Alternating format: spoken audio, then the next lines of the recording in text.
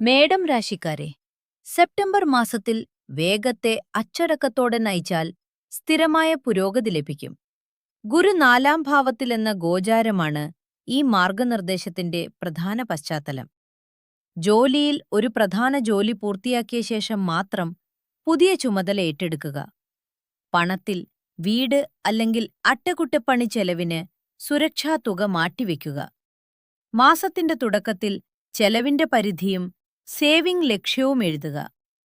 ബന്ധങ്ങളിൽ വേഗം മറുപടി പറയാതെ പൂർണ്ണമായി കേൾക്കുക. ആദ്യ പകുതിയിൽ പദ്ധതിയിട്ട് 2-ാം പകുതിയിൽ പുരോഗതി പരിശോധിച്ച് ആവശ്യമായ മാറ്റം ചെയ്യുക. ഈ മാസത്തെ പ്രായോഗിക നടപടി: ഓരോ ആഴ്ചയുടെയും 3 മുൻഗണനകൾ എഴുതുക. ഇടവം രാശിക്കാരെ, സെപ്റ്റംബർ മാസത്തിൽ ശരിയായ ബന്ധങ്ങളും കൂട്ടായ ശ്രമവും വളർച്ച തുറക്കും. ശനി 11-ാം ഭാവത്തിൽ എന്ന ഗോചാരമാണ് ഈ മാർഗനിർദ്ദേശത്തിന്റെ പ്രധാന പശ്ചാത്തലം. ജോലിയിൽ ഫലങ്ങൾ രേഖപ്പെടുത്തി ശരിയായ ആളുകളുമായി പങ്കിടുക. പണത്തിൽ വരുമാനത്തിന്റെ ഭാഗം സംരക്ഷിച്ച് കടം നൽകുന്നതിൽ പരിധി വയ്ക്കുക. മാസത്തിന്റെ തുടക്കത്തിൽ ചെലവിന്റെ പരിധിയും സേവിംഗ് ലക്ഷ്യവും എഴുതുക. ബന്ധങ്ങളിൽ ചെറിയ പ്രവൃത്തികളിലൂടെ സ്നേഹം കാണിക്കുക. ആദ്യ പകുതിയിൽ പദ്ധതിയിട്ട് 2-ാം പകുതിയിൽ പുരോഗതി പരിശോധിച്ച് ആവശ്യമായ മാറ്റം ചെയ്യുക. ഈ മാസത്തെ പ്രായോഗിക നടപടി: ഉപകാരപ്രദമായ ഒരു തൊഴിൽ ബന്ധം വീണ്ടും സമീപിക്കുക. മിഥുനം രാശിക്കാരെ, സെപ്റ്റംബർ മാസത്തിൽ വ്യക്തമായ സംസാരവും ധൈര്യമുള്ള തീരുമാനവും ഫലം നൽകും. ശനി 10-ാം ഭാവത്തിൽ എന്ന ഗോചാരമാണ് ഈ മാർഗനിർദ്ദേശത്തിന്റെ പ്രധാന പശ്ചാത്തലം. ജോലിയിൽ അഭിപ്രായം ചുരുക്കമായി പറഞ്ഞ് ആവശ്യമായ തെളിവ് തയ്യാറാക്കുക. പണത്തിൽ സേവിംഗ് സ്വയമേവ ആക്കി ചെറിയ ചെലവുകൾ നിരീക്ഷിക്കുക. മാസത്തിന്റെ തുടക്കത്തിൽ ചെലവിന്റെ പരിധിയും സേവിംഗ് ലക്ഷ്യവും എഴുതുക. ബന്ധങ്ങളിൽ വീട്ടിലെ സമാധാനത്തിന് സമയം നൽകുക. ആദ്യ പകുതിയിൽ പദ്ധതിയിട്ട് 2-ാം പകുതിയിൽ പുരോഗതി പരിശോധിച്ച് ആവശ്യമായ മാറ്റം ചെയ്യുക. ഈ മാസത്തെ പ്രായോഗിക നടപടി: പ്രധാന സംഭാഷണത്തിന് മുൻപ് 3 കാര്യങ്ങൾ എഴുതുക.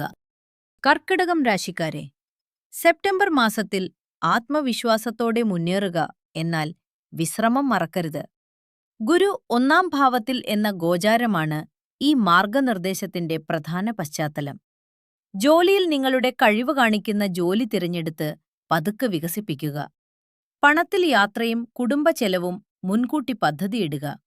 മാസത്തിന്റെ തുടക്കത്തിൽ ചെലവിന്റെ പരിധിയും സേവിംഗ് ലക്ഷ്യവും എഴുതുക. ബന്ധങ്ങളിൽ ആവശ്യം മറയ്ക്കാതെ നേരിട്ട് പറയുക. ആദ്യ പകുതിയിൽ പദ്ധതിയിട്ടതിയിട്ട് 2-ാം പകുതിയിൽ പുരോഗതി പരിശോധിച്ച് ആവശ്യമായ മാറ്റം ചെയ്യുക. ഈ മാസത്തെ പ്രായോഗിക നടപടി: ജോലിക്കും വിശ്രമത്തിനും വ്യക്തമായ സമയം നിശ്ചയിക്കുക.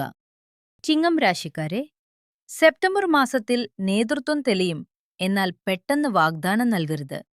സൂര്യൻ 1-ാം ഭാവത്തിൽ എന്ന ഗോചാരമാണ് ഈ മാർഗനിർദ്ദേശത്തിന്റെ പ്രധാന പശ്ചാത്തലം. ജോലിയിൽ തീരുമാനത്തിനു മുമ്പ് സംഘത്തിന്റെ അഭിപ്രായം കേൾക്കുക. പണത്തിൽ പരിശോധനയില്ലാതെ അപകടമുള്ള നിക്ഷേപം തുടങ്ങരുത്.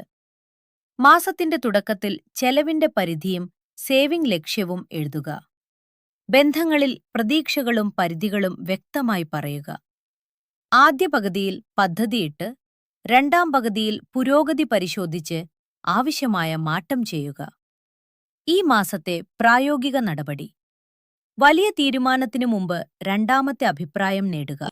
കന്യരാശിക്കാരെ, സെപ്റ്റംബർ മാസത്തിൽ കഴിവും ക്രമവും നിങ്ങളുടെ അംഗീകാരമുയർത്തും. ചൊവ്വ 10-ാം ഭാവത്തിൽ എന്ന ഗോചാരമാണ് ഈ മാർഗനിർദ്ദേശത്തിന്റെ പ്രധാന പശ്ചാത്തലം. ജോലിയിൽ പൂർത്തിയാക്കിയ ജോലി കാണിച്ച് അടുത്ത ചുമതല ചോദിക്കുക. പണത്തിൽ വരുമാനം വന്നാലും സൗകര്യച്ചെലവ് നിയന്ത്രിക്കുക. മാസത്തിന്റെ തുടക്കത്തിൽ ചെലവിന്റെ പരിധിയും സേവിംഗ് ലക്ഷ്യവും എഴുതുക. ബന്ധങ്ങളിൽ പ്രശംസയും നന്ദിയും തുറന്നു പറയുക. ആദ്യ പകുതിയിൽ പദ്ധതിയിട്ട് 2-ാം പകുതിയിൽ പുരോഗതി പരിശോധിച്ച് ആവശ്യമായ മാറ്റം ചെയ്യുക.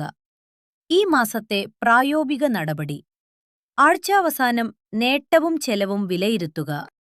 തുലാം രാശിക്കാരെ, സെപ്റ്റംബർ മാസത്തിൽ ഉത്തരവാദിത്തത്തോടെ പ്രവർത്തിച്ചാൽ തൊഴിൽ വളർച്ച ശക്തമാകും.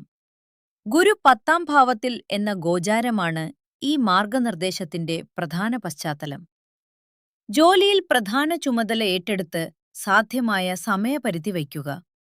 പണത്തിൽ തൊഴിൽ വരുമാനം സേവിംഗ് ലക്ഷ്യവുമായി ബന്ധിപ്പിക്കുക. മാസത്തിന്റെ തുടക്കത്തിൽ ചെലവിന്റെ പരിധിയും സേവിംഗ് ലക്ഷ്യവും എഴുതുക.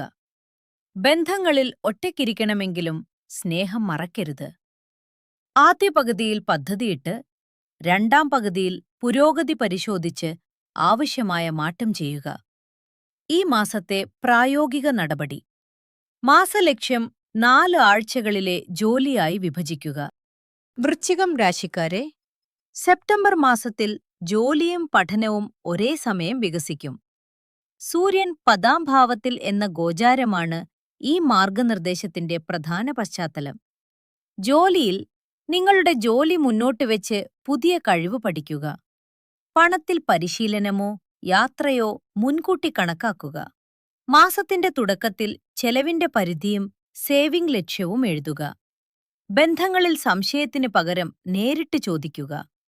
ആദ്യ പകുതിയിൽ പദ്ധതിയിട്ട് രണ്ടാം പകുതിയിൽ പുരോഗതി പരിശോധിച്ച് ആവശ്യമായ മാറ്റം ചെയ്യുക. ഈ മാസത്തെ പ്രായോഗിക നടപടി: ഈ മാസം പുതിയ പഠന പദ്ധതി തുടങ്ങുക. ധനുരാശിക്കാരെ, സെപ്റ്റംബർ മാസത്തിൽ പഠനവും യാത്രയും പുതിയ ദിശ കാണിക്കും. ബുധൻ 9-ാം ഭാവത്തിൽ എന്ന ഗോചാരമാണ് ഈ മാർഗനിർദ്ദേശത്തിന്റെ പ്രധാന പശ്ചാത്തലം. ജോലിയിൽ പരിശീലനം, പരീക്ഷ അല്ലെങ്കിൽ പുതിയ ചുമതലയ്ക്കുള്ള രേഖകൾ പൂർത്തിയാക്കുക. പണത്തിൽ പങ്കിട്ട പണത്തിന്റെ നിയമങ്ങൾ എഴുതിവെക്കുക. മാസത്തിന്റെ തുടക്കത്തിൽ ചെലവിന്റെ പരിധിയും സേവിംഗ് ലക്ഷ്യവും എഴുതുക.